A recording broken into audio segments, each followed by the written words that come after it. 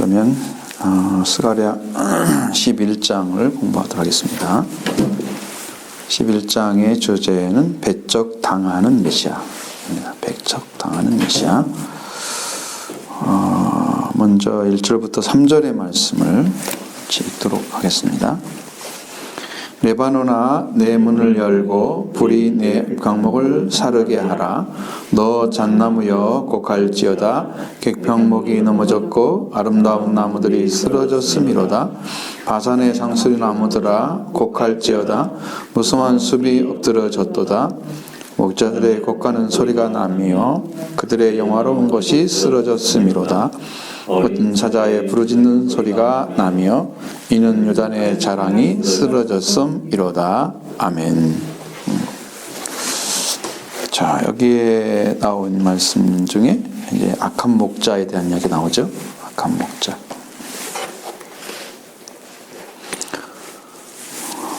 지도자에 대한 이야기입니다. 지도자. 어쨌든 그분들이 서야 할 곳은 자리는 그 당시에는 하나님의 말씀을 듣고 백성들을 바르게 인도하는 그런 자리에 그리고 옳지 못한 행위나 삶을 살아가는 사람들을 가르치고 세우는 그런 자리에 세워져야 되는 그런 자리에 있었던 거죠. 그때 레바논이 이제 작은 일본에 보면 나무에 악한 목자 지도자에서 1절로 3절의 말씀인데 작은 일본의 나무에 비유된 지도자, 나무를 이렇게 들어서 지도자를 이제 그들을 지칭하고 있는 거예요. 이렇게 이제 읽었을 때는 뭔 말인지 모르지만 결국은 그 나무들이 어떻게 돼서 어떻게 끝이 되는 거 보면 쓰러졌다고 그러잖아요. 그건 이게 뭐 나무가 쓰러진 거하고 하나님 무슨 상관이 있어 우리하고 그렇죠.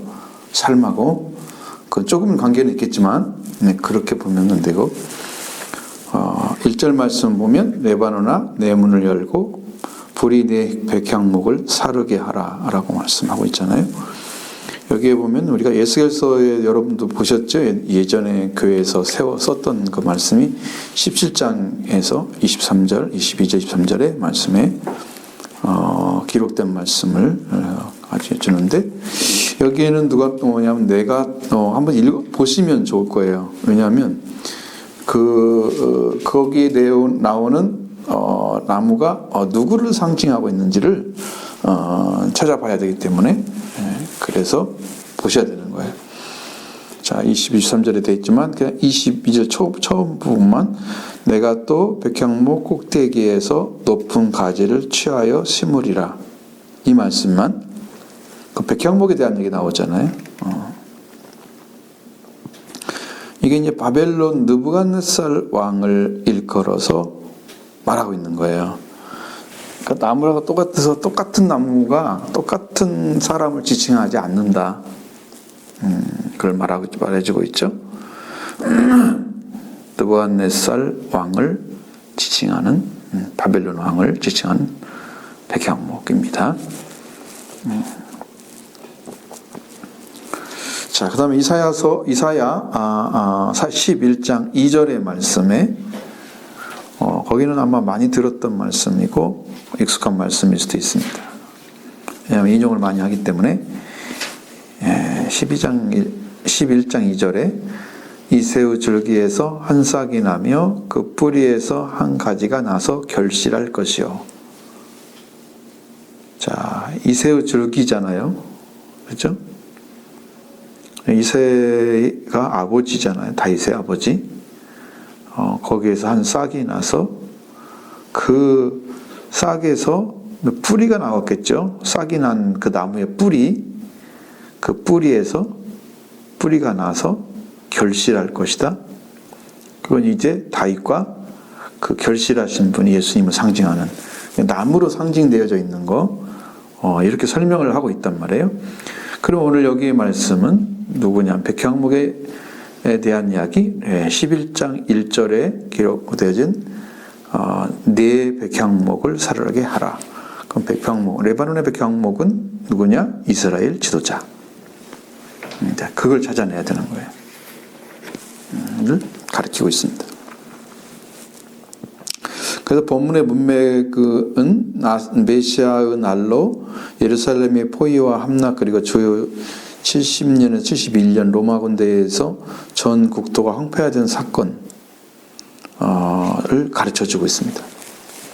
불사를 벌였다는 것은 그 당시에 예수 그리스도가 재림 승천하시고 대략 한 40년 가까운 세월 동안에 예수님이 AD 30년에 승천하셨다고 하면 70년, 71년도까지 가면은 40년 정도 지난 한 세대가 지나간 상태에 그때 예루살렘이 포위가 되고 함락이 되고 이런 일이 생겼죠. 이 사건을 여기에서 불사르게 하라 이 말씀에서 지금 이미 얘기를 하고 있다는 거예요. 그렇게 멀리 볼 수 있을까요? 잘 보이지 않겠죠, 보통은. 이 병력이 들어올 때는 이스라엘 북쪽인 레반으로부터 밀고 들어왔다 그럽니다. 병력이 들어올 때.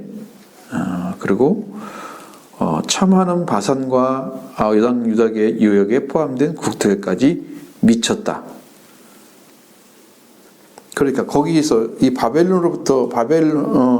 레바논으로부터 들어온 그 군대가 참화가 이제 일어나잖아요. 군대에 의해서 짓밟히니까 그 일이 바산과 여당 유역을 포함한 전 국토에까지 다 미치게 된다는 그런 의미가 여기 들어있단 말이에요. 지금 속에. 그리고 저항은 아무 소용이 없고 따라서 레바논은 자신을 기다리고 있는 하나님의 불의 심판을 받을 수밖에 없는데, 그러니까 받을 수 있는 사람은 그냥 문을 열어라 이렇게 표현을 하는 것입니다. 그것은 하나님이 심판할 거야 라고 하는 명령이죠. 그게 이루어졌습니다. 그대로 이루어졌습니다. 그래서 베바론의 백향목도 그 공습을 견디지 못했다면 그 큰 나무, 백향목이 소나무보다 훨씬 크잖아요. 높이와 그 넓이가 엄청난 나무였습니다. 그렇다면 소나무는 무슨 희망이 있겠어요? 그죠? 힘이 없는 나무들은 그냥 쓰러지는 거지. 여기 탈무드의 유대인 랍비들은 여기서 레바논은 성전을 가리키는 걸로 해석을 해왔습니다. 왜? 나무를 가지고 그 성전을 지었다고 생각을 하는 거예요. 큰 의미가 없어요. 그죠? 그렇습니다. 베바논의 성전 건축에 필요한 백향목을 공급했기 때문에 그게 무슨 의미가 있어요? 불타버리는 거 상관없는 거죠. 자, 스가랴 11장 2절에 바산의 상설이 나무요. 여기도 다 이스라엘의 지도자를 가리키고 있습니다. 멸망을 이루기 위해서 준비를 1절에 내 백향목을 내 문을 열고 불이 내 백향목을 사르게 하라. 그냥 받아들여라. 이렇게 명령을 했잖아요. 1절에. 근데 멸망을 위한 준비가 바로 1절이 됐다면 백향목에 레바논의 문을 열라. 그렇지 않으면 너희 왕들이 들어오게 하고 문을 열지 말라. 자, 이렇게 되는 거죠.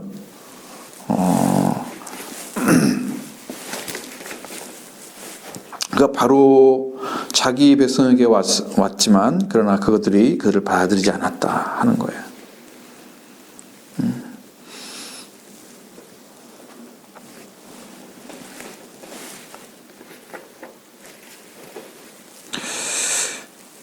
그러니까 이게 지금 왕을 받아들였으면은 그 문 닫아도 되는데 그러지 않았기 때문에 문을 열고 불로 살아버리는 거죠. 여기 왕이 누구겠어요? 예수 그리스도잖아요. 왕을 안 받아들였기 때문에 그분이 다스려지지 않고 자기 땅의 백성들이 영접지 아니한 버림받은 예수 그리스도. 오히려 그들의 멸망이 들어오도록 문을 열어두어야만 된다는 거예요. 그들은. 순종하지 않은 자들은 이런 슬픔을 그냥 받아들여야 되는 거예요. 순종하지 않는 사람들은 그 길을 걸어갈 수가 없기 때문에 받아들일 수밖에 없는 거죠. 그래서 그 문을 열고 들어오도록 문을 열어두어야 된다. 숲의 문들과 그리로 통하는 모든 길을 열어놓아라. 그리하고 그 영광을 불이 삼키도록 하라고 명령하고 있는 거예요. 여러분, 이거 누가 감당하겠어요? 노아 홍수 때 그 터진 홍수 막을 수 있는 사람이 없었잖아요. 사람은 하나님 열어버리니까 다 물이 잠겼죠. 마찬가지로 여기 심판도 이미 하나님께서 그들을 유기시켜서 역사적으로 말하면 고통을 당하고 이제 그 민족이 흩어지고 그렇게 됐지만 그건 하나님의 어떤 섭리 가운데 있는 부분도 있지만, 그러나 이제 우리가 역사적으로 볼 때는 그들은 엄청난 왕을 받아들이지 않음으로 인해서 받은 심판이 크다. 그것을 볼 수 있죠. 볼 수 있습니다. 자, 작은 2번 보면 부정적인 이미지의 지도자 2절이죠. 잣나무여 곡할지어다, 백향목이 넘어졌고 아름다운 나무들이 쓰러졌음이로다. 바산의 상수리 나무여 곡할지어다, 무성한 숲이 엎드러졌도다. 3절에는 먹자들이 곡하는 소리가 나며 그들의 영화로운 것이 쓰러졌음이로다. 어린 사자의 부르짖는 소리가 나며 이는 요단의 자랑이 쓰러졌음이로다. 자, 여기서 보면 잣나무에게 뭐라고 그래요? 슬피 울며 곡하라고 그러잖아요. 곡할지어다. 백향목도 넘어졌어. 아름다운 나무들이 다 쓰러졌어.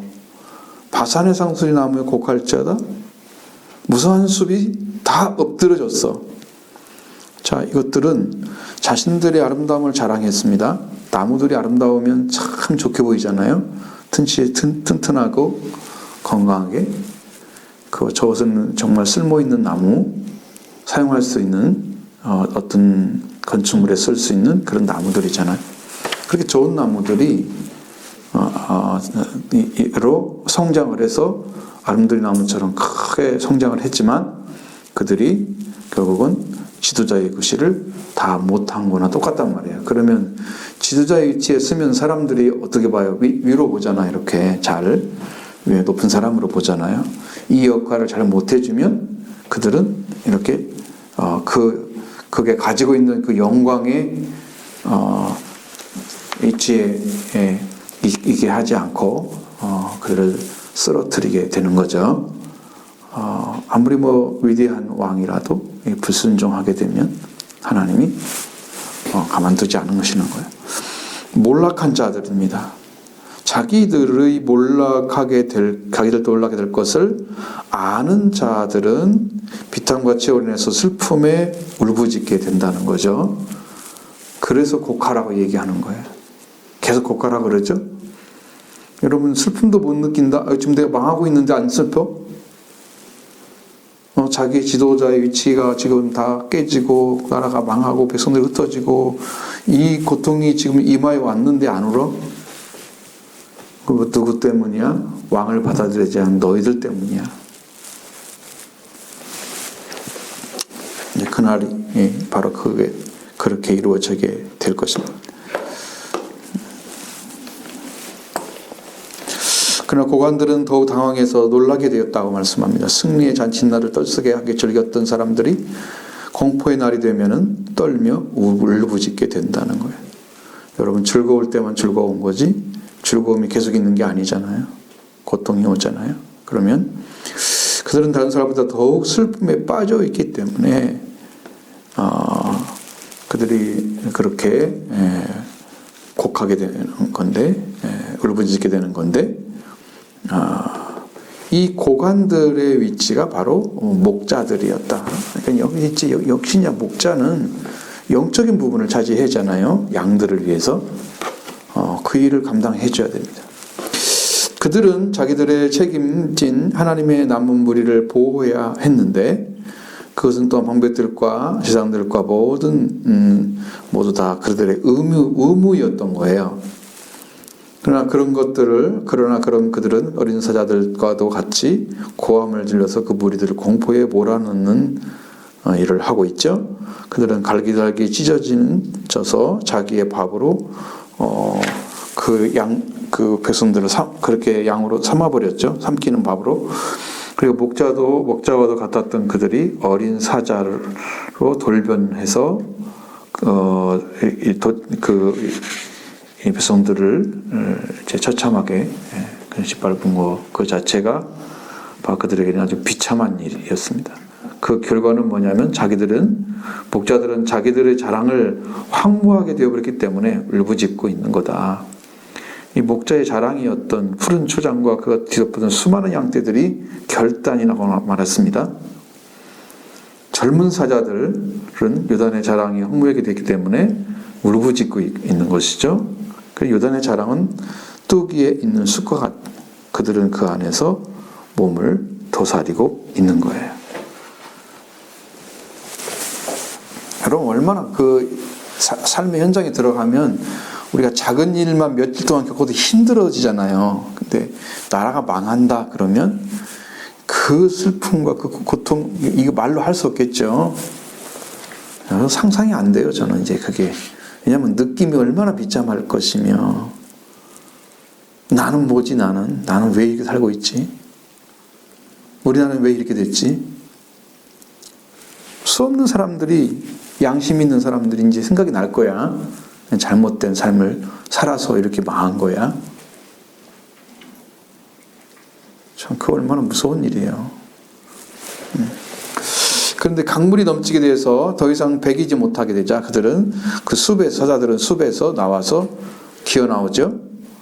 에레미야 49장 19절에 있는 거 불부짖었다고 하는 것처럼 그 권력을 잡은 자들이 권력을 제멋대로 이끌으며 목자가 아니라 사자처럼 변하게 되면 공의의 하나님께서 그들의 교만을 낮추시고 그 권력을 꺾으시려고 하는 것을 각오해야 된다는 거예요. 그들은 이런 자리에 놔두지 않으신다는 거예요. 하나님께서. 목자들이 곡하는 소리가 난다고 그랬죠? 그렇습니다. 그 영화로운 것들이 다 쓰러졌어요. 자기들이 지금 그렇게 위치에 서서 지도자로서 대접받았던 것들 싹 쓰러졌습니다. 아무도 알아주지 않고 하나님께서 보면은 교만해서 쓰실 수가 없는 거예요.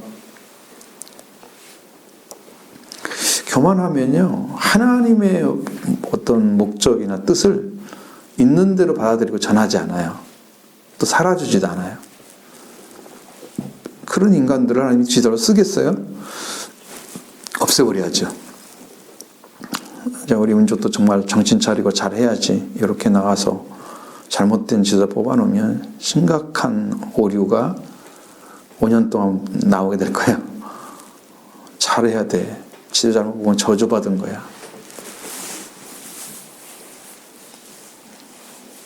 난 솔직히 말하면 내가 박근혜 대통령 때 너무 힘들었어요. 그 방송에 나온 걸 보면 왜 저렇게 일을 하지?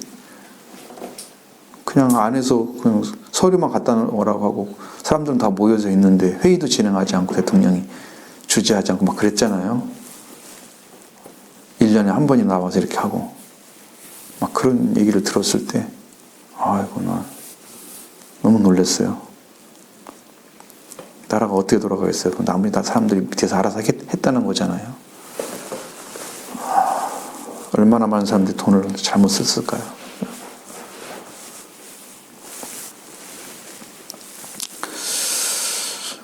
그래서 그 하나님께서 아무리 개인 연사가 뛰어나고 달란트가 뛰어나고 그래도 교만하면 하나님은 쓰시지 않습니다. 사람이 가지고 있는 능력이 있어요. 능력치가 있거든요. 근데 그걸 발휘해가지고 목회를 막 해요. 잘한 것 같잖아요. 나중에 하나님의 방법이 아니면 다 버림받아요.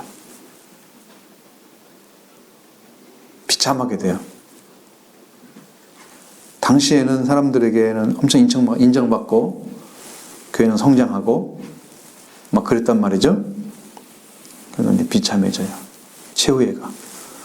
왜냐하면 하나님 방법으로 했으면 그렇게 교회가 클 수도 없지만 크지도 않을 거예요. 그리고 하나님 뜻을 분명히 아니까 바르게 성장해서 성도들을 세웠을 거예요. 그러면 자기도 안 삐뚤어져요. 돈 같은 거 많이 가져가가지고 필요한 건 써야 되지만 그 너무 여타의 것들을 많이 훔쳐온 것처럼 마치 그래가지고 그 돈을 허비하고 그 범죄 행위 하잖아요. 그 성도도 속이고 하나님도 속이고 그런 일들이 생기니까 그건 위험하지요. 교만하니까. 그래서 겸허한 사람, 겸손한 사람, 섬길 줄 준비가 있는 사람들이 하나님 앞에 손에 붙잡히게 되는 거예요. 하나님이 붙잡으죠. 택하시죠. 왜? 말하면 겸손하게 받아들일 줄 알아. 그러니까 그런 사람들은 키우면은 그릇이 되는 거예요. 여러분, 자기를 낮출 줄 아는 사람이 그릇이 돼요. 그것을 하나님은 기다리고 있는 거예요. 빨리 낮춰라. 자기 자신이 뭔데 네가 뭔데 그걸 네 자리에 서가지고 네 마음대로 해. 하나님이 드라이버에게 자기 손을 맡겨야지. 핸들링하도록. 잠언서 18장 12절의 말씀에서 멸망은 사람의 마음의 교만은 멸망의 선봉이라고 그랬죠. 겸손은 존귀의 앞작입니다. 이게 지금 교만은 멸망을 이 선봉이라는 단어를 보니까 얼굴이란 뜻이에요. 하나님의 얼굴. 파님이라고 그래서 그러니까 구한다는 뜻입니다. 파님이라 얼굴이란 말은 하나님의 얼굴을 구한다는 거예요. 그러면은 멸망을 구하는 거예요. 마음이 교만한 것은요. 멸망을 구하게 되는 거예요. 파멸을 구하는 거죠. 멸망이. 그냥 교만 자체가 그렇게 하고 있는 거예요. 교만은 전부 다 망해요. 기회를 주시는 거죠. 하나님께서. 숨쉬고 살도록. 겸손은 종기의 길잡이가 되어줍니다.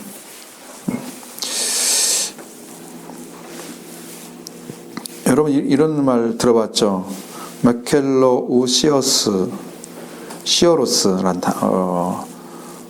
이게 이제 멸종된 사슴인데요. 써먹을 수 없는 아름답고 큰 풀 때문에 멸종이 됐다 그래요. 돌아다니면서 이리저리 부딪히다가 너무나 힘이 들잖아요. 그러니까 저절로 죽죠. 그러니까 그 종류가 잘 크고 성장하고 그런 게 아니고 여러분 이런 그 사슴들은 사실 자기들끼리만 잘못 붙잡고 그 엉겨버리면 자기들끼리도 못 빼져나가요. 사람이 안 빼주면. 그러니까 스스로 그렇게 해서 다 망하는 거야. 나무 숲에 들어가면 다 걸리겠죠. 그리고 이 종류가 망해버린 거야. 다 죽여버린 거야. 뭔가 영화롭게 가졌다, 잘 가졌다, 세상과 막 너무 곁들여서 세상 곳에 이렇게 치우쳐서 살아가고 있는 사람들, 이건 세상에 엉겨가지고, 이 종류가 메겔로시오스와 똑같은 그런 역할이, 그런 결말이 나올 거예요. 그러니까 우리는 세상 걸 끊어버려야 하나님께 나갈 수 있어요. 세상 것이 끊어져야 하나님께 하는 거예요. 하나님은 세상 걸 주지 않으셨어요. 세상에 문화를 준 게 아니에요, 하나님은. 사람들은 문화를 만들어냈죠. 인간이 하나님 없는 지식을 가지고 만들어낸 거예요. 문명도 인간에 만들어냈죠, 인간이. 그러니까 하나님께 돌아와야 돼요. 하나님께 돌아오지 않으면 이게 이제 문제가 되는 거죠. 그래서 이것이 이제 아무리 뛰어난 지도자라도 교만하면 멸망하게 되는 거예요. 그게 좋은 것처럼 보이고 잘난 것처럼 보이고 그게 최고인 것으로 생각을 하고 있지만 그게 멸망인 거죠. 자, 그 다음에 4절로 7절의 말씀 2번 선한 목자의 지도자 4절로 7절의 말씀 같이 읽겠습니다. 여호와 나의 하나님이 이르시되 너는 잡혀 죽을 양떼를 먹이라. 사들인 자들은 그들을 잡아도 죄가 없다 하고 반자들은 말하기를 내가 부요하게 되었은즉 여호와께 찬송하리라 하고 그들의 목자들은 그들을 불쌍히 여기지 아니하는도다. 여호와가 말하노라 내가 다시는 이 땅 주민을 불쌍히 여기지 아니하고 그 사람들을 각각 그 이웃과 성과 임금의 손에 넘기리니 그들이 이 땅을 칠지라도 내가 그들의 손에서 건져내지 아니하리라 하시기로 내가 잡혀 죽을 양떼를 먹이니 참으로 가련한 양들이라 내가 막대기를 둘을 취하여 하나는 종이라 하며 하나는 연합이라 하고 양떼를 먹일세. 여기까지 보시겠습니다. 약한 양 목자와 선한 목자를 가려내는 그 네 가지 이미지가 있다 그래요.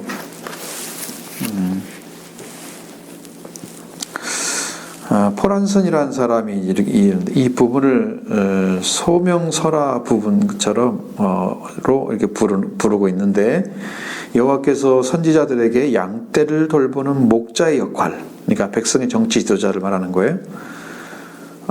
양떼를 돌보는 목자의 역할을 맡도록 명령을 하셨다. 선지자예요. 선지자에게 명령하셨어요. 왜냐하면 현재 지도자들, 그러니까 목자들, 지도자들이 백성들을 사고 팔아도 아무런 벌을 받지 않았기 때문이다.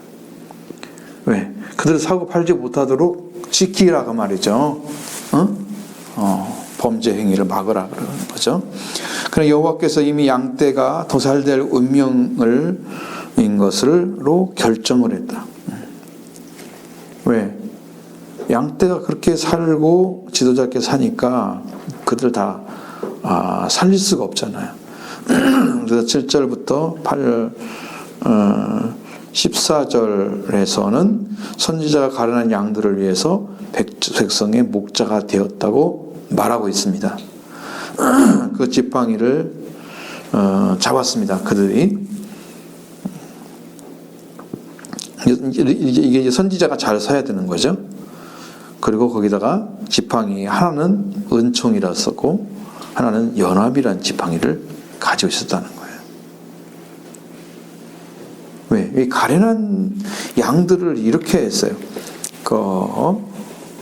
목자의 역할을 그렇게 못해가지고 그렇게 하나님께 명령을 하시고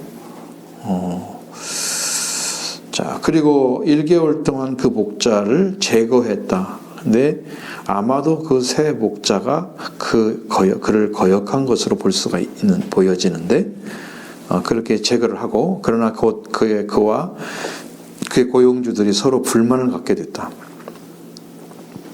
선지자가 목자 노릇을 그만두고 급료를 요구합니다. 그래서 그의 고용주들은 그에게 은 30이라는 굉장한 금액을 주게 되는 거예요. 이게 하나 이야기죠, 지금. 꾸며진 이야기죠. 지금 소명설화 말씀드렸죠. 그러나 그는 그것을 성전에 있는 토기장이에게 던졌다. 그는 두 지팡이를 부러뜨렸다. 첫 번째 은총이라는 지팡이는 여호와가 백성과 맺은 언약을 상징하고 두 번째 지팡이는 연합은 북쪽 이스라엘과 남쪽 유다 사이의 형제 관계를 상징하는 겁니다.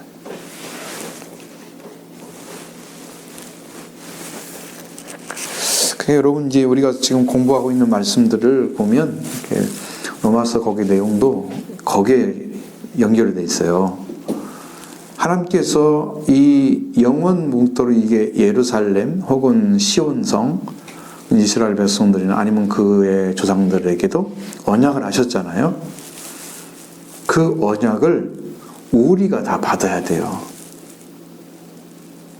그 언약에 참여하고 그들에게 약속한 말씀에 참여하게 하고 또 그의 약속한 말씀이 그리스도를 통해서 이루어진다고 약속하신 말씀대로 이루신 것도 그 은혜에 참여하고 그래서 전부 이스라엘이 가졌던 은혜를 우리가 받아들여야 되는 거예요. 그것이 이제 접붙인다는 의미예요. 그러니까 구약을 몰라서는 안 되죠. 부지런히 성경을 좀 읽어야 될 것 같아요.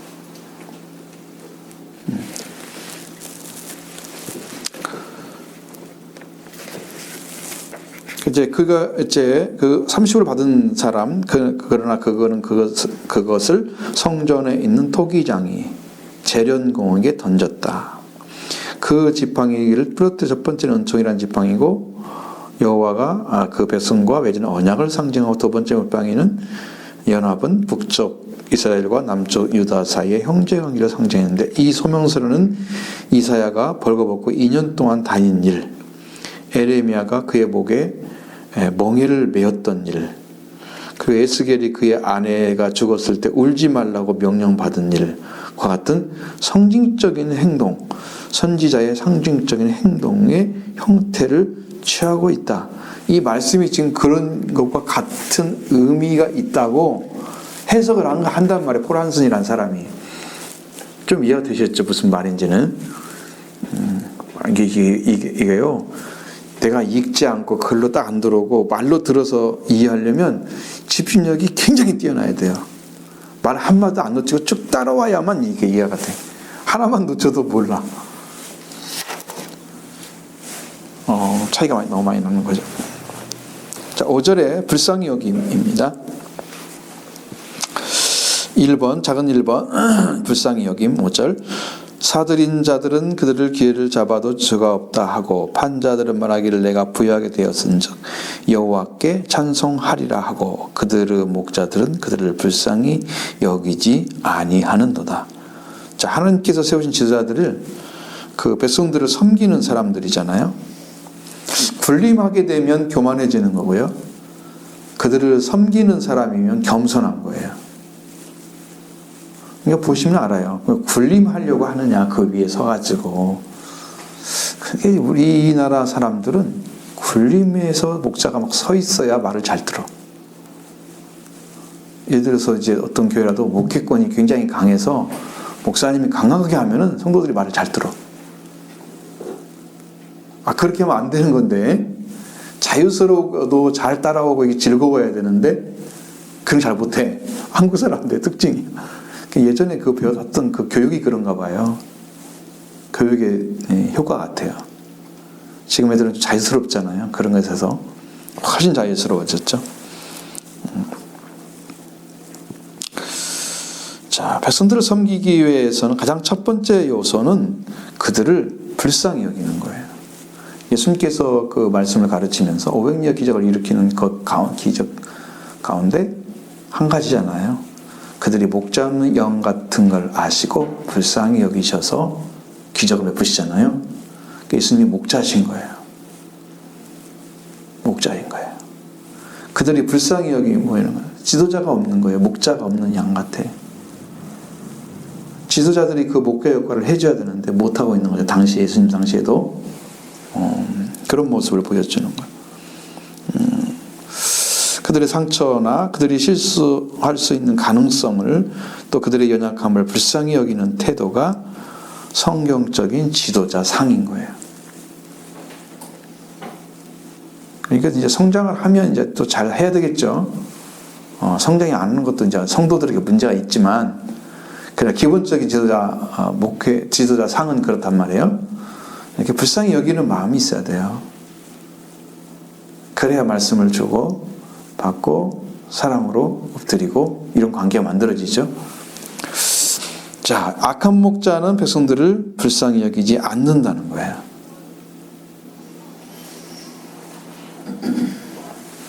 내가 어느 위치에 서 있으면 그 위치에 쓴 사람이 거기에서 그 권한을 가지고 어떻게 행동을 하느냐에 따라서 달라지는데, 행동은 생각에서 나오는 거예요. 마음에서 나오고 어떤 생각을 가지고 있느냐에 따라서 달라져요. 백성들을 불쌍히 여긴다? 저 사람들을 섬기는 자구나. 그들이 군림한다? 불쌍히 여기지 않죠. 교만한 거죠.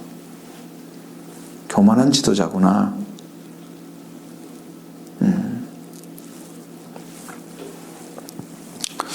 자, 선한 목자는 뭘 해야 되냐면 양을 불쌍히 여기고 사랑해야 된다는 거예요. 그게 이제 7절에 나오잖아요. 그게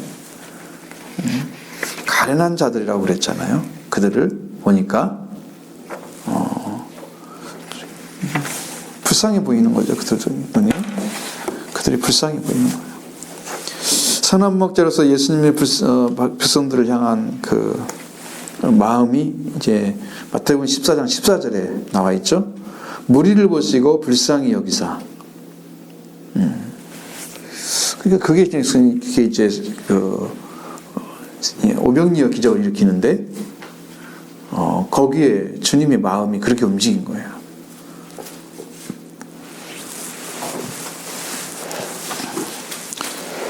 자, 그래서 하나님께서 세우시는 참된 지도자는 백성들을 섬기는 자다. 예수님도 자기 목숨을 주러 오셨잖아요. 나는 섬기려 하고 오히려 도리어 내 목숨을 많은 사람 대성물로 주려 함이니라. 내가 온 것은 세상을 사람 섬기려 온 것이지 섬김을 받으려 온 게 아니다. 자리가 겸손하고 온유하잖아요. 그러니까 그 자리에 쓰시면 그게 나와요. 근데 사람들을 보기에는 약하게 보여. 온유하고 겸손하면 약하게 보여. 좀 강력해야 돼, 뭔가. 카리스마 있어야 돼. 그 지도자를 원하는 사람도 있을 거야. 예수님은 그러지 않으셨어요. 그 대신에 이런 건 분명히 했어요. 강한 자에겐 강했어요. 약한 자에겐 약했어요. 비굴하지 않으셨어요. 바리새인들 서기관들 지목하는 거 보시면 아시잖아요. 화이설진저 서기관 바리새인들을 향해서 선포하시는 말씀 보면 알죠? 강하잖아요. 옳지 않은 것에 대해서 분명히 지적하고 다툼이 있는 되게 많은 사람들이 누구였어요? 바리새인들이었잖아요. 서기관들이었고 강했죠. 그 대신에 죄인과 세리의 친구가 되셨잖아요. 약하죠. 비굴하면 안 돼요. 제 성격이 약간 그런 게 있어요. 강한 사람한테는 같이 강해지고 약한 사람한테는 좀 불쌍히 여기고 그런 게 있어요. 근데 그런 게 좋은 것 같아요. 하나님 주님도 그런 것인데 그런 마음이 있어요. 자, 작은 2번입니다. 여기 작은 2번 보면 꼴을 먹임 9절 말씀에 이렇게 되어 있는데 지금 읽지도 않았죠. 근데 막 지나가는 거예요. 9절에 한번 보시죠. 내가 이르되 내가 너희를 먹이지 아니하리라. 죽는 자는 죽는 대로 망하는 자는 망하는 대로 나머지는 서로 살을 먹는 대로 두리라 하고. 자, 악한 목자는 양떼를 먹이지 않고 돌보지 않는다. 16절에 보면 돌보지 않는다가 나와 있어요. 양떼면은 자기와 아주 깊은 관계가 연관이 돼 있죠. 같이 살지 않으면 안 되잖아요. 양은 목자와 함께. 목자가 있음으로써 양이 있으면서 목자가 있어야 되는 거예요. 그러면 둘의 관계는 생존 관계. 하나 빠지면 다 죽어. 목자가 없으면 목자가 살 수가 없어. 양이 없으면. 양은 목자가 없으면 다 타겟이 돼서 다른 짐승과 인해서 먹히죠. 잡아먹힙니다. 그러니까 생존 관계야, 생존. 생명을 위해 존재해야 되는 서로. 이런 관계이기 때문에 양떼들을 먹이고 하는 거, 돌보는 거, 이건 목자들의 임무였어요. 그런데 여기서는 악한 목자는 양떼를 먹이지도 않고 돌보지도 않는다는 거예요.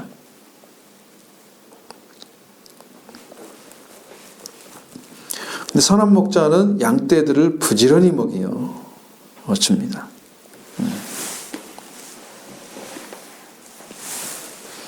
4절에 보면 뭐라고 그랬어요? 여호와 나의 하나님이여 이르시되 너는 잡혀 죽을 양떼를 먹이라 그랬잖아요. 잡혀 죽는데 불구하고 부지런히 먹이는 거예요. 목자의 책임은 양떼들에게 진리의 꼴을 먹이는 게 목자의 책임이에요. 그래서 성경의 진리를 그대로 접목시켜서 그들로 영적인 위치를 찾고 생명의 길을 걸어가도록 인도해 주는 역할을 목자에게 맡긴 거예요. 그러니까 그걸 잘 따라오기만 하면 살 수 있단 말이죠. 말씀이니까. 그것이 이제 우리들이 해야 될 일이에요. 예수님이 선한 목자였잖아. 선한 목자는 양을 위하여 목숨을 내놓는다 그랬어요. 버리거니와 그랬지만 버린단 말은 내놓는다는 의미예요. 예수님은 자기 목숨 내놓으셨어요. 양들을 위해서. 이 땅에서 그렇게 사셨죠.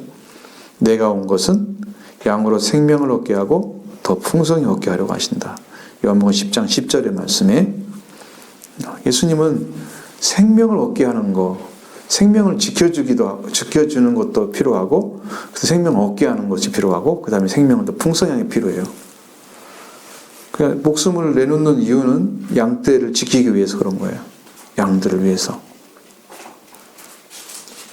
그냥 있는 게 아니야. 그러니까 지키기 위해서 하시는 일에 대해서는 우리가 그대로 주님이 하실 일이고, 그 다음에 목자인 우리는 예수 그리스도와 함께 살아서 지켜줘서 생명 얻는 자가 되고, 그 다음에 생명을 풍성히 얻는 자가 되는 것이 우리가 할 일이죠. 그렇게 꼴을 먹이는 목자에 대한 이야기를 써놨습니다. 자, 3번, 작은 3번, 서로 연합함 7절 말씀 보시죠. 내가 잡혀 죽을 양떼를 먹이니 참으로 가련한 양들이라. 내가 목자들을 취하여 하나는 은총이라 하며 하나는 언약이라 하고 양떼를 먹일세. 아멘. 선한 목자는 두 막대기가 가졌습니다. 은총과 연합을 가지고 있습니다. 그러니까 은혜를 받게 되면 말씀에 이제 그 어디에 들어가요? 약속의 말씀에 들어가죠. 아까 말씀드린 것처럼 이스라엘에게 하나님이 언약한 말씀 안에 우리가 참여하는 자가 되는 게 구원인 거죠. 원가지를 자르고 우리를 접목시켰으니까 거기 이스라엘에게 줬던 그 자리에 세워주는 거잖아요. 우리를. 그렇게 되면 그렇게 은혜의 자리에 들어가게 되면 그 다음에 서로 연합한 관계가 만들어져요. 그러니까 먼저 은총을 받아야 되고, 이스라엘과 유다가 서로 연합이 되어야 되는 것처럼 우리가 이제 연합이 된 자가 되는 거예요. 그리스도 안에서 그런 자가 되어야 되는데, 다른 목자들은 대개 한 개의 지팡이만 지니고 있었습니다. 그러나 그리스도는 두 개의 지팡이를 가지고 있었다는 거예요. 그것은 그 무리를 돌보시는데 이중적인 역할을 하고 있다는 거예요. 하나는 영혼을 돌보는 데 필요한, 다른 하나는 육신을 돌보기 위해서 필요한 것입니다. 다윗도 하나님의 막대기, 성경에 보면 막대기, 하나님의 막대기와 지팡이를 하나를 안위하신다고 말씀하고 있잖아요. 여호와가 목자가 되셔서 그때는 뭐 주님이 육체로 계시는 건 아니잖아요. 근데 이미 주님을 보신 거죠. 나타나실 것을. 막대기, 하나님의 막대기, 지팡이. 하나는 바로잡아주기 위해서 쓰는 막대기입니다. 그 하나는 도와주기 위한 지팡이라고 말하고 있습니다. 이 지팡이 중 하나는 아름다움, 은총이라 불렀고, 즉 거룩한 아름다움, 성결의 미, 그러니까 거룩한 아름다움, 은총이라 불렀고, 그 성전도 아름다운 문이라고 불려졌습니다. 미문에 앉았다고 그래도 성전문에 그 성경에 나오죠. 미문에 앉은 안전뱅이, 그것처럼. 그리고 그리스도는 이 아버지의 집이라고 그걸 불렀습니다. 그 집을. 그는 장사꾼들과 돈 바꾸는 자들을 내어 쫓았죠. 그곳에서 하나님의 성전을 어떻게 사용되는 것을 말씀하셨어요. 기도하는 집인데, 강도의 소굴을 만들어서. 좋죠. 오늘도 영적으로 예수님 오시면 우리 가운데, 우리 안에 있는 더러운 것들을 내쫓으셔. 왜? 강도의 속을 말면 안 되죠. 강도들이 갔다가 이것도 저기도 도둑질에 갖다 놓고 저것도 도둑질 갖다 놓고 그래가지고, 이게 원래 물건이 있어야 할 것이면 있어야 되는데 필요 없는 것들 막 갖다 채워 넣는 거잖아요. 뭐 내가 원하는 것만 거기에 있나요? 도둑질에 가면은 내가 원하지 않는 것도 가지고 나올 거 아니야. 그러니까 강도의 소굴은 필요 없는 것들로 가득 채워져 있다 이 말이야. 주님이 원하시는 게 아니죠. 그 집은 완전히. 또 하나는 연합이라는 것입니다. 연합, 유대 관계를 말하는 거예요. 유대라는 것은. 이는 민족 공동체를 가리키는 것인데, 그리스도께서 백성들을 사랑하시고 사랑과 평화를 전파하시고 그들을 돌봐 주셨습니다. 그리스도는 그의 복음과 그들에게 행하신 모든 일을 통해서 그의 거룩한 관심사를 발달시키는데 관심을 쓰셨다. 그러니까 주님이 원하시는 말씀들은 하나님이 원하시는 뜻을 증거하는데 최선을 다하신 거죠. 왜? 아버지가 주시는 대로 나는 말한다. 내가 나를 증거하는 게 참이 아니겠지만 나는 아버지가 증거해주고 내가 또 증거한다. 그러니까 둘이 증거하니까 참이다 라고 말씀하셨잖아요. 그러니까 예수님은 아버지가 전하는 걸 그대로 가지고 전해주셨어요. 그래서 그걸 계속 증거해주고 계셨고, 그랬기 때문에 백성들이 그 예수님만 따라가면 진리에 이르게 되고 생명에 이르게 된 거예요. 하나님께 이제 더 이상 백성들에게 은총과 축복을 내리지 않는다고 선포를 하십니다. 그 의미는 뭐냐면 이게 랑게라는 존재, 그 해석가가 있어요. 성경 해석가가 해석을 보면은 하나님께서 이제까지 이방 열국으로 향하셨던 자신의 분노를 돌이켜서 자기 백성들에게 미치게 한다고 말씀하고 있습니다. 결국은 이렇게 되는 거예요. 여러분, 이게 이제 지금 양이 있어요. 목자가 있어요. 목자가 양을 잘 안 돌봤어. 그러니까 양이 불량양이 되겠죠. 좋지 않는 양들이 되잖아요. 그러면 이 목자만 치는 게 아니고 양도 치게 되는 거예요. 보세요. 이스라엘 백성들이 지도자들에 의해서 그들이 우상을 섬기고 하나님을 떠났잖아요. 근데 백성들이 어떻게 됐어요? 바벨론으로 포로가 됐잖아요. 지도자만 없어요? 안 그러잖아요. 같이 가잖아요. 그러니까 망하면 같이 망하는 거예요. 절대 살려주지 않아요.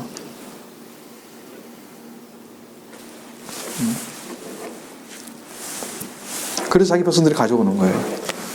왜? 이방 백성들이 이스라엘 백성들을 데려다가 하나님이 원하신 만큼보다 더 강력하게 학대를 했잖아요. 거기다 분노를 하셨죠. 그 내리치셨잖아요. 그 나라가 망하도록.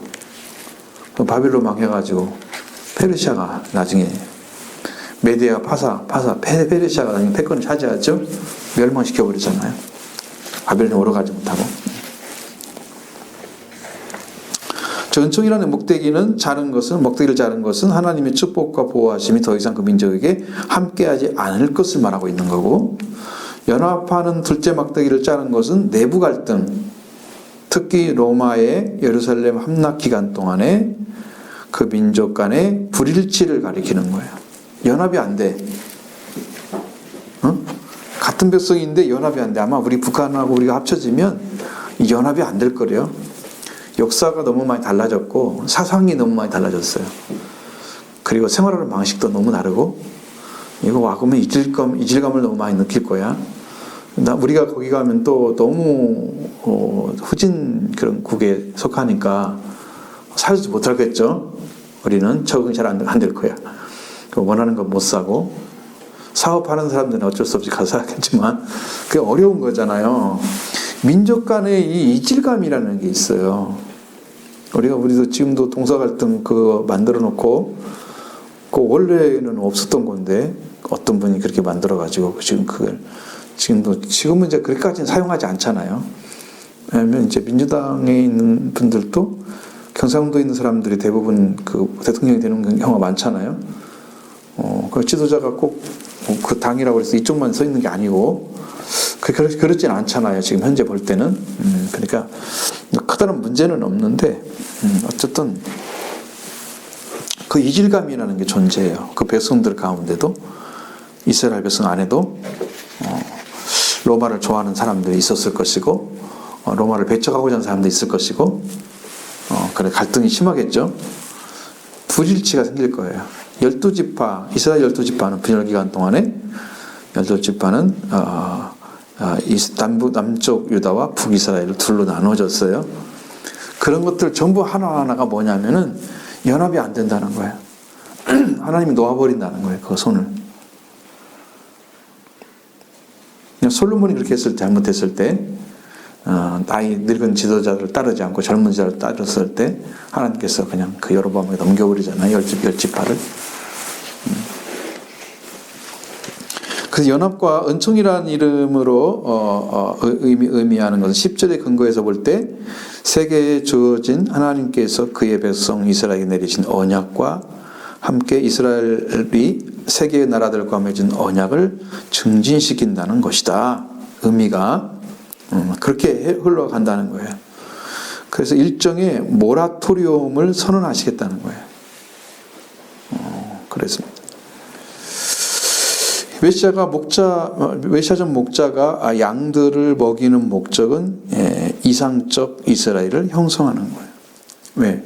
이 원래 어차피 그래야 돼요. 이 안에 들어가야 하잖아요, 다. 연합이라는 그 은총 안에 들어가야 하잖아요, 다. 그 이상적인 거죠. 왜? 그게 잘 돼 있으면 백성들이 일치를 이룰 거 아니에요. 그리고 은총 아래 살아갈 거 아니에요. 그 언약에 의해서. 그러니까 이게 굉장히 좋은 관계가 이루어지는 건데 이것이 이상적인 거죠. 그래서 성경은 다 이상적인 얘기를 하고 있고 이상적인 얘기는 어디서 이루어져요? 이상적인 이 땅에서 하나님 나라가 임한다? 하늘에서 하나님 뜻이 땅에서 이루어지기를 원한다. 기도하잖아요? 이상적인 나라죠. 우리가 생각하는 그런 나라가 아니죠. 그럼 언제 어떻게 이루어지냐? 그러면 하나님께서 여러분과 함께 계셔서 여러분을 통치하시는 그런 자리로 여러분이 하나님께서 주권을 행사하시면 여러분이 그에 들어가는 거예요. 그때 이루어지는 거예요. 이상적인 나라가. 이 땅에서 아무리 인간의 생각으로 잘 만들어도 하나님이 원하시는 나라를 만들 수 없어요. 그럼 흉내내는 거지 우리가 지금. 왜? 하나님과 속한 백성으로서 하나님의 사랑을 가지고 서로 나누고 이런 관계 만드는 것은 아름다운 거잖아요. 복된 것이고. 그러니까 그런 것들을 만들어가는 것이 교회가 지금 할 일이고 그 안에 들어도록 하나님께 선택하시고 초청하는 게 바로 이제 선택하기 위해서 초청하는 거예요. 부르심이 선택하기 위해서 부르신 거예요. 예수님 말씀하셨잖아요. 너희 중에 내가 12를 부르지, 너희 중 부르지 않으니까 하나는 막이냐 그랬잖아요. 예수님이 12를 불렀어요. 초청하신 거예요. 그들이 확정되려면 뭐가 돼요? 사도가 돼야 되죠. 제자로서 끝나면 안 되죠. 사도가 돼야 되는 거예요. 거기까지 가야 돼요.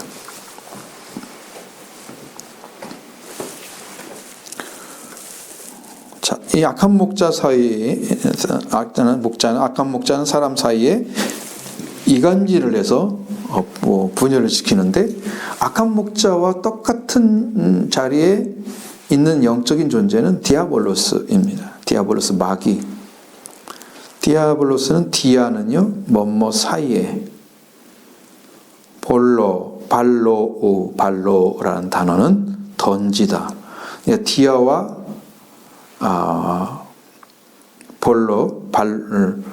발로는 합쳐지면은 양자 사이에 던지는 자예요. 그러니까 우리가 행하는 것을 어떤 존재 하나님과 우리 사이에 던져버리는 거예요. 그 것을 가지고 참소를 하는 거예요.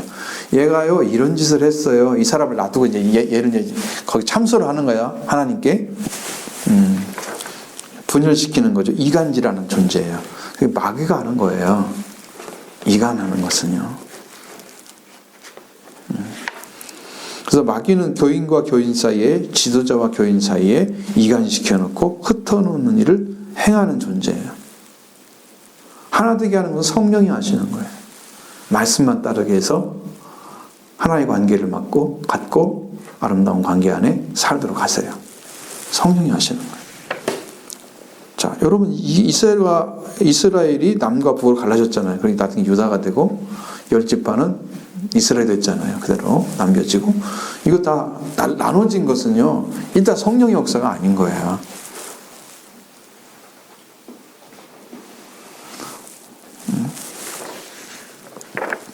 분열이라는 것은 시기와 분쟁이 있다고 말씀하시잖아요. 우리가 고린전서도 어린아이가 하는 짓이다. 영적 나이. 이게 올바른 게 아니에요. 말씀을 분별하고 올바로 사는 사람이 이 일을 할 수가 없어요. 자, 3번 보겠습니다. 3번은 배척당하는 선한 목자 되신 메시아입니다. 1번 이스라엘에 참된 지도가 없어서 심판하신다 라고 말씀하시죠. 자, 8절로 9절, 10절, 11절까지 읽어보겠습니다. 한 달 동안에 내가 그 세 목자를 제거하였으니 이는 내 마음에 그들을 싫어하였고 그들의 마음에도 나를 미워하였음이라. 내가 이르되 내가 너희를 먹이지 아니하리라. 죽는 자는 죽는 대로, 망하는 자는 망하는 대로, 나머지는 서로 살을 먹는 대로 두리라 하고, 이에 은총이라는 막대기를 취하여 꺾었으니 이는 모든 백성과 세운 백성을 패하려 하였음이라. 당일에 곧 패함에 내 말을 지키던 가련한 양들은 이것이 여호와의 말씀이었던 줄 안지라. 아멘. 여기서 보면은 새 목자가 나오잖아요. 8절에 새 목자를 말씀하시는데, 이 새 목자는 이스라엘의 대표적인 새 그룹을 가리킵니다. 새 그룹의 지도자. 첫 번째는 왕입니다. 정치적 지도자.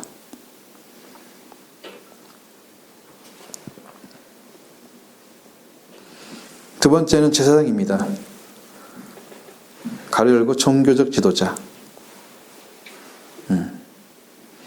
세 번째는 선지자입니다. 교육 지도자, 가르치는.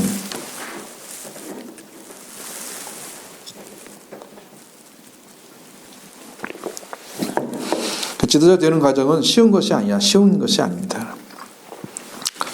그래서 우리가 이제 영적으로 보면은 왕이 되고 선지자가 되고 제사장이 되는 게 이게 이제 삼중직인데, 예수님께서 오셔서 다 이루셨죠.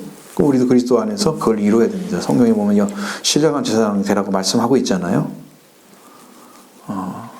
선지자가 되라는 말은 없는데 하나님께서 직임을 주시죠. 그걸 행하시도록 말씀을 가르치고 전하는.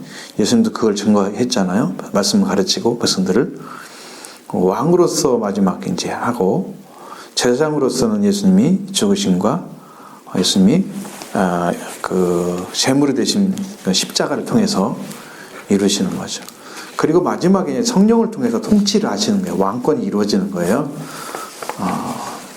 성령 받지 않고는 왕권이 오지 않죠.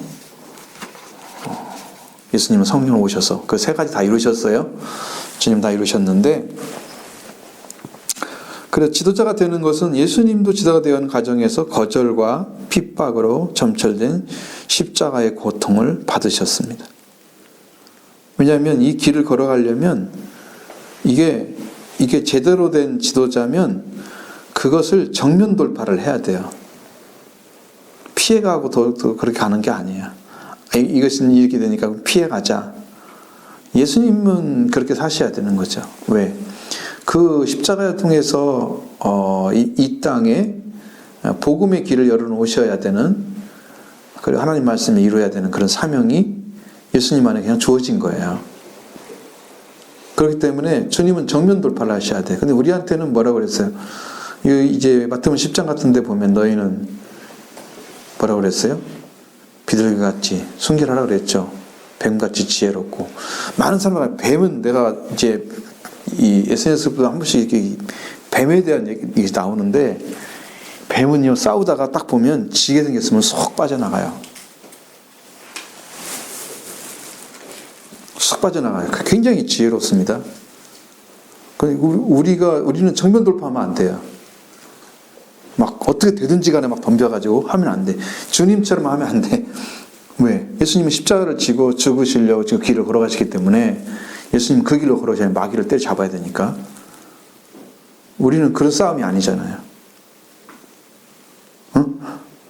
마귀를 멸망시키는 싸움이 아니고 쫓아내는 싸움이야. 그죠?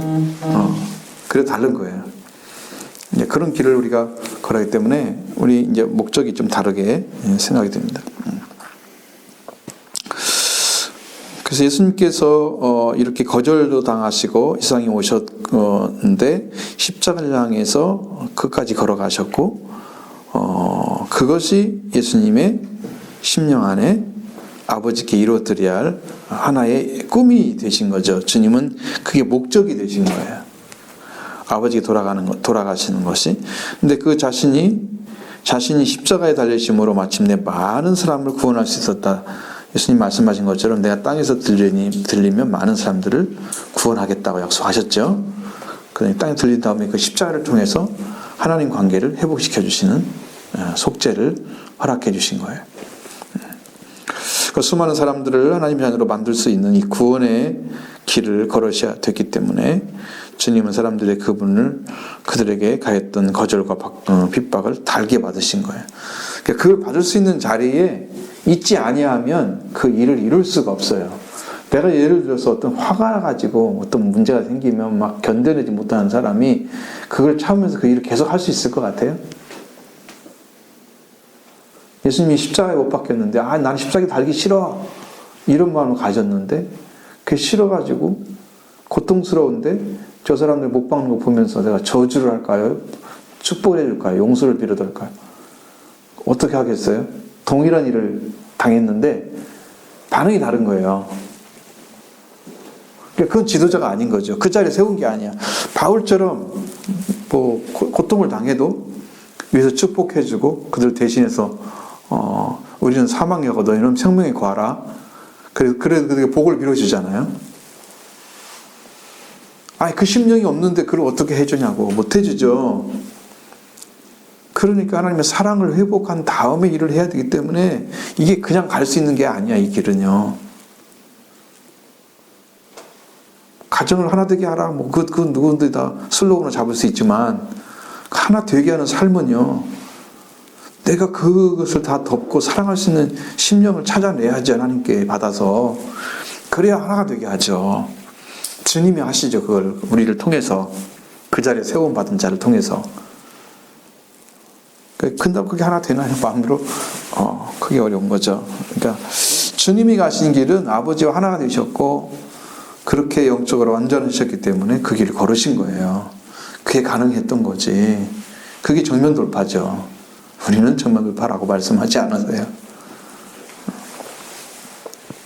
자, 우리도 사람 살리기 위해서, 이웃을 건강 살리기 위해서 지도적으로 행사하는 과정에 때로 사람들의 지도력을 인정하지 않고 던지는 핍박이 돌을 맞을 수가 있겠죠.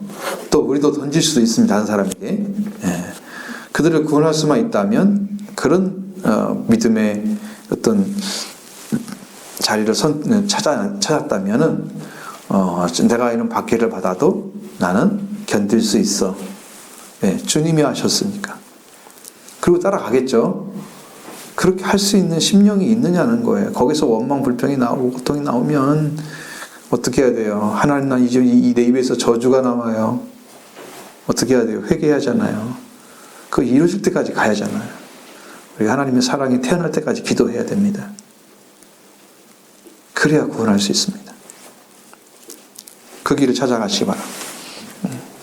하나님의 생명을 체험할 수도 있고 이렇게 하면은 그리고 하나님의 사랑을 체험할 수 있다면 거절과 핍박을 감당할 수 있는 우리가 될 수가 있는 거예요.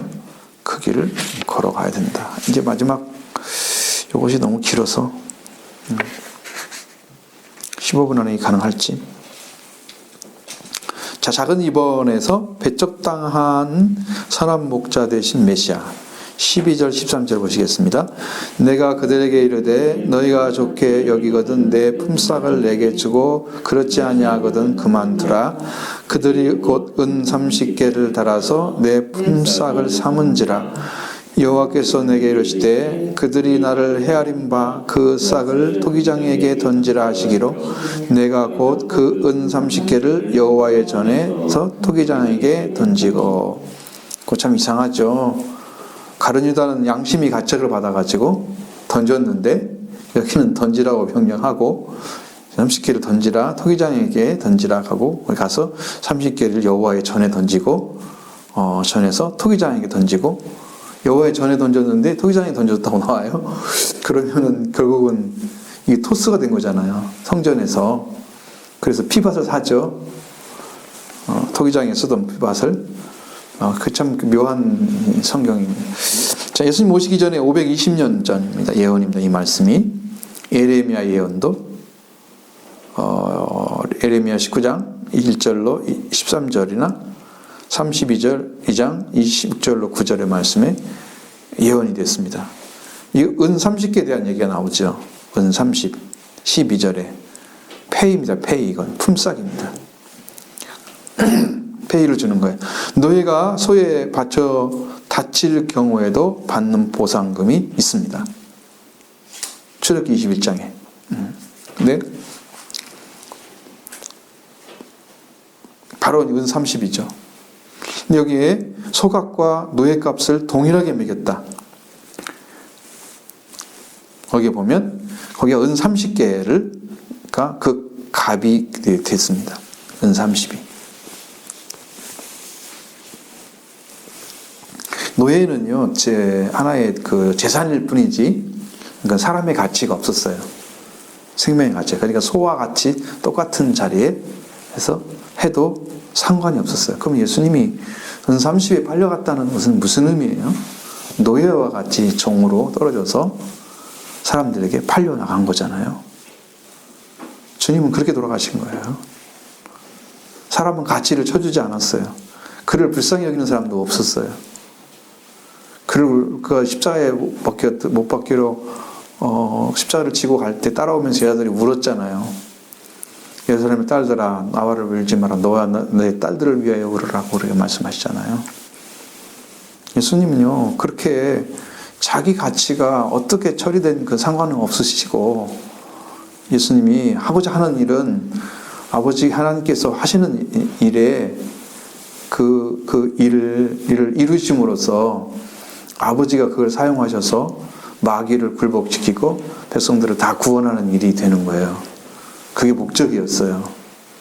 그 길을 걸어가신 거예요. 예수님은. 신약 성경에서 예수님 몸값이 30개였잖아요. 은 30이었잖아요. 근데 대제사장과 지도자들이 정한 예수님의 몸값이 그 정도였어요. 그럼 노예값이잖아요.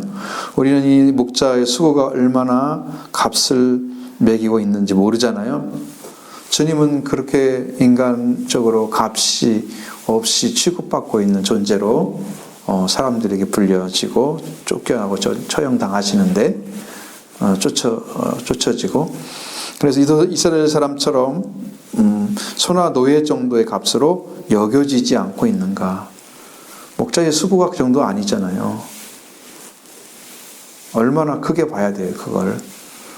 근데 이제 어쩜 우리도 예수님을 노예 값 정도로, 소값 정도로 여기고 있는지도 몰라요. 예수님은 너무나 값없이 여기고. 왜냐하면 은혜라는 것이 바로 그런 거예요. 은혜를 잘못 알고 은혜를 받은 사람이 배은망덕하잖아요.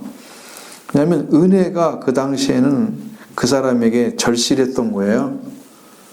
근데 이제 그것으로 인해서 회복이 되면 그것에 대한 가치가 하락이 되는 거죠.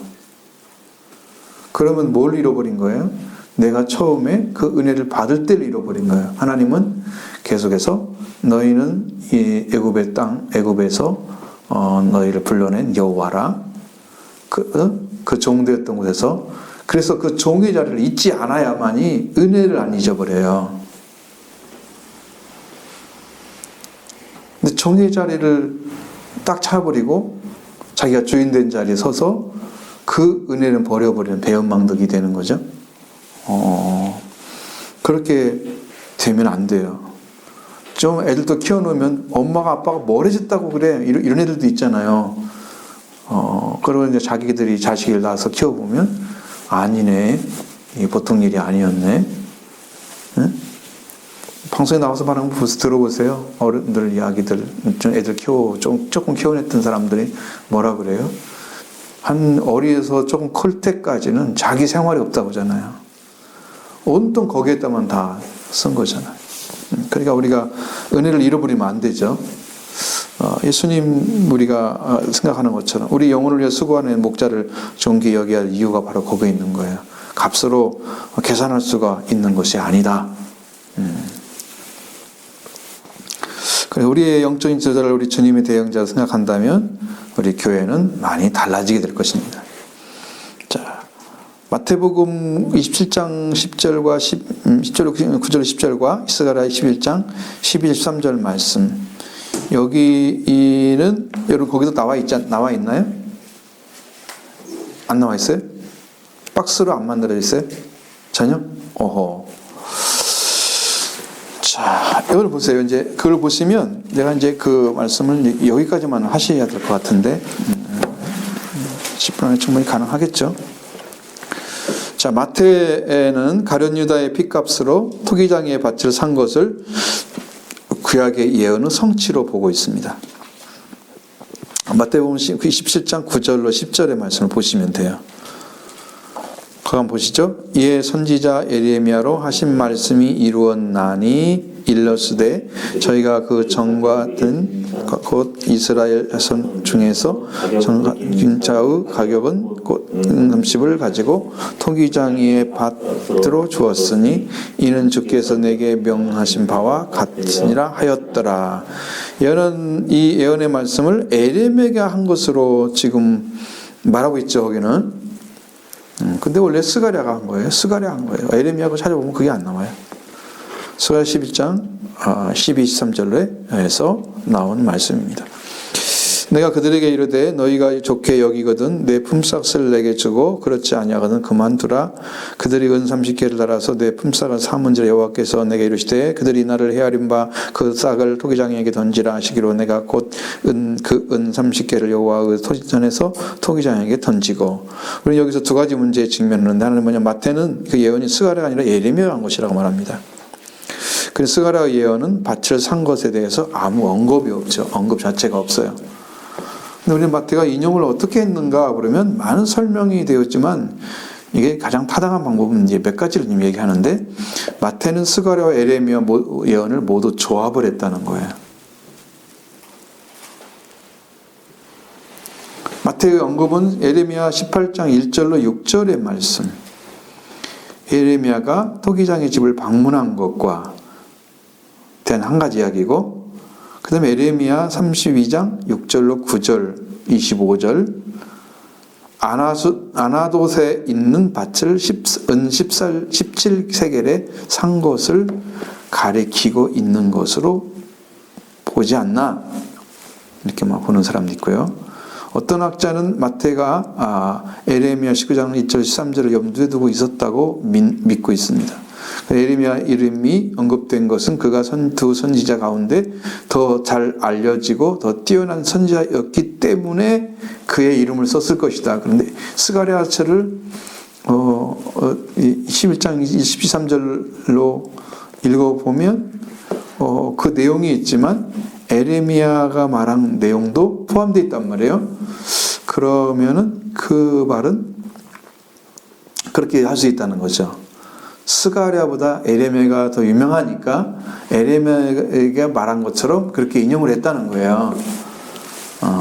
이제 그렇게 생각을 하면 아주 조금 더 정확하게 이해가 되는 거고요.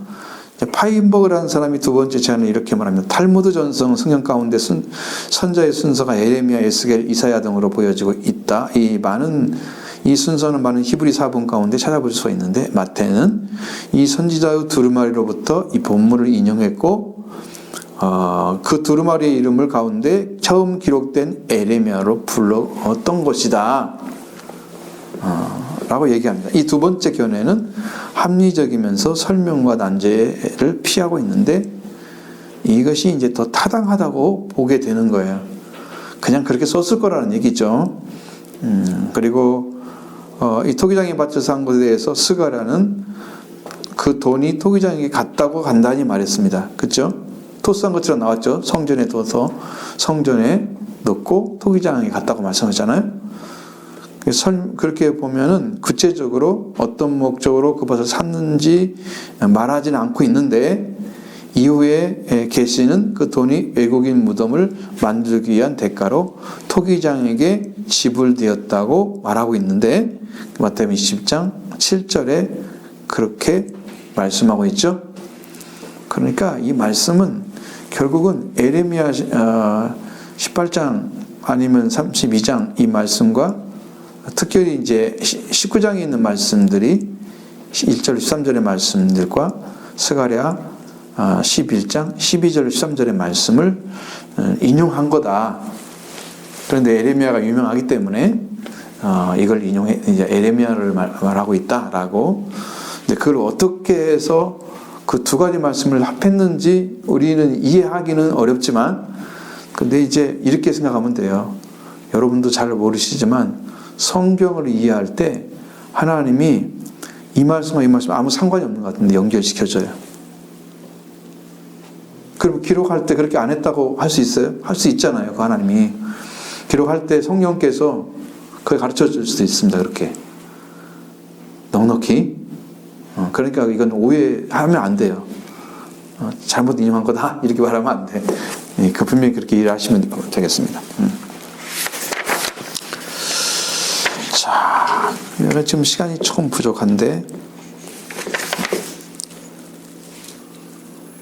이제 말하다 보면 중간에 이제 끊어지니까 이걸 끝까지 진행하겠습니다. 여기까지만 진행하면.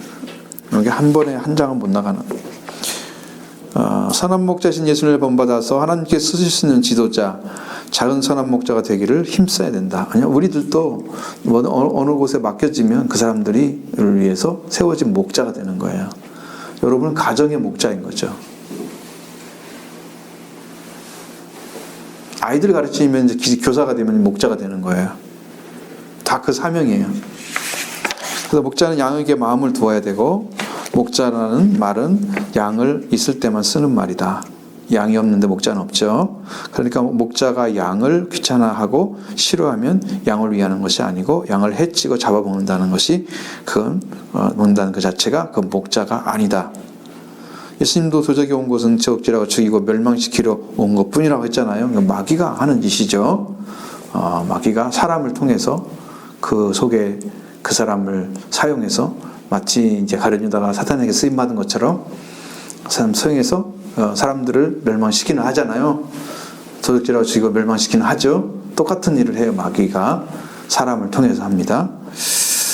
그래요. 목자는 부지런히 살피고 양식, 건강, 마음을 돌보아줘야 된다는 거예요. 자, 이스라엘 양 떼는 그들의 참된 목자를 거절했을 뿐 아니라 그를 쳤다고 말합니다. 13장 7절에는 그게 나오는데, 그러나 그들은 거짓 목자, 우상 목자, 적 그리스도를 용납했다는 거예요. 여러분 이거 위험하죠? 요한복음 5장 43절에 이 일을 예수님께 예언해 주셨는데, 다니엘서 9장 27절의 말씀에 거기 보면은 유럽 연합국의 지도자가 나와요. 다니엘서 9장 27절에.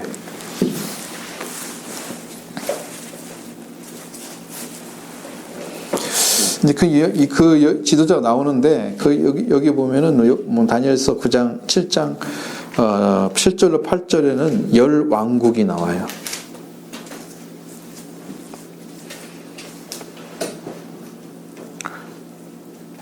다니엘 9장 21절은 유럽 연합국의 지도자는 유대인들을 7년 동안 보호하겠다고 하는데, 그들과 언약을 세울 것을 말해주고 있습니다. 네. 예루살렘은 3년 반 평화롭게 보낼 것이고, 이 거짓 평화는 무서운 3년 반의 환란의 서옥이 될 것입니다. 그러니까 이제 진짜 3년 반 동안에는 거기에 적그리스도가 아니고 그리스도처럼 나타나요. 그 사람이 나중에 적그리스도가 됐죠. 그렇게 변질되게 될 거예요. 그때가 되면. 그러면 전반부의 3년 동안에는 요한계시록 11장 1절 이하에 있는 두 증인의 메시지를 전하게 될 것입니다. 그때는 두 선지자 얘기하죠. 그때 전할 거고, 계시록 11장 4절에는 이 증인들은 스가랴 4장에 나오는 두 감람나무와 연결시켜져 있습니다. 스가랴 시대의 두 감람나무라면 대제사장 여호수아와 총독 스룹바벨을 말하는 것인데, 이를 통해 성령께서 역사를 하셨죠. 말세에도 이 최종적인 적용은 이 말세 두 증인에게 해당되는데,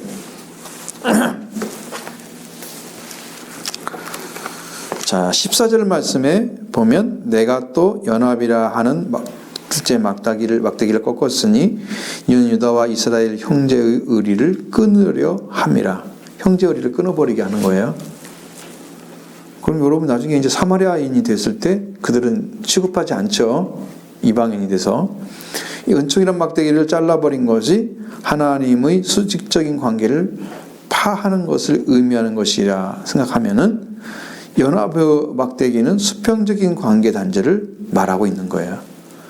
사람이 두 관계성을 유지할 때만이 존재하게 되는 거고, 그러므로 이 두 단계의 관계의 파괴는 무서운 저주입니다. 그럼 오늘 우리가 십자가를 통해서 하나님 관계 그리고 이웃 관계, 수평적인 관계를 회복해야만이 완전한 신앙인 거죠. 그래서 은총과 이 연합이 교회에도 두 축이에요. 하나가 돼야 돼요. 그 둘이 만나가지고.